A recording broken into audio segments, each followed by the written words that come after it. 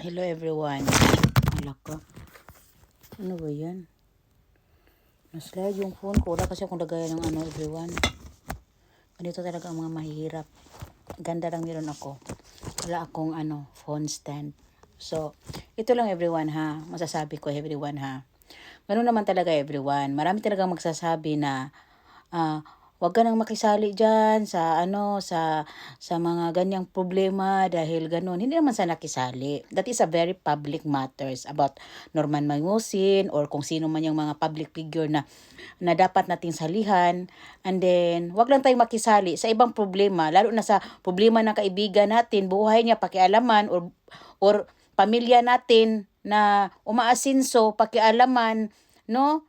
Yung kapitbahay natin, kinakainggitan, o lagi kang nakastok dyan sa Facebook na kaibigan ng kaibigan mo, pakialaman, chinichismis mo, yan ay hindi maganda, no?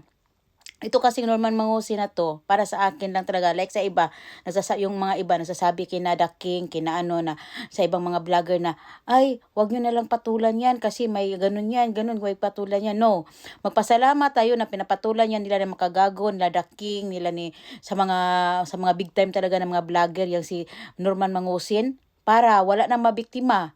Baka one day, yung mga kadugo ninyo, or kayo, or kung sino man, mga anak ninyo, or kung sino man, mabiktima sa mga ganyang klaseng tao. Kaya ang mga ganyang klaseng tao talaga, dapat talagang patulan, dahil hindi yan biro. Hindi yan biro.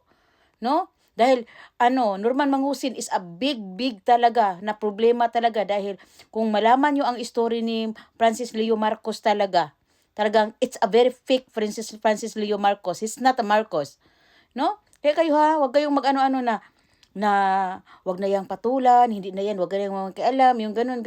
Hindi, oy, mas mabuti pang mangialam tayo sa public problem kaysa individual problem na hindi naman talaga makakatulong sa buong bayan, kapitbahay mo lang, kaibigan mo lang, na kinakainggitan mo, pinapakialaman mo.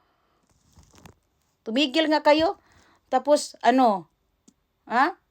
Magpasalamat tayo na mayroong makagago, The King, mayroong mga Milamakmak Pablo, kung sino pa yung mga big time na sila Fujinius, sila Attorney Sabi, at kung sila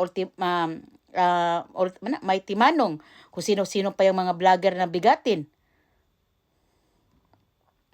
Dapat magpasalamat tayo na may mga tao talagang malakas ang loob, talagang kinakalaban niyang mga ganyang klaseng tao. Ha? So, dapat supportive kayo. Suporta ako sa mga ganyang klaseng tao talaga, dahil ayoko talaga, dahil alam ko talaga na toxic talaga yan, virus talaga yan.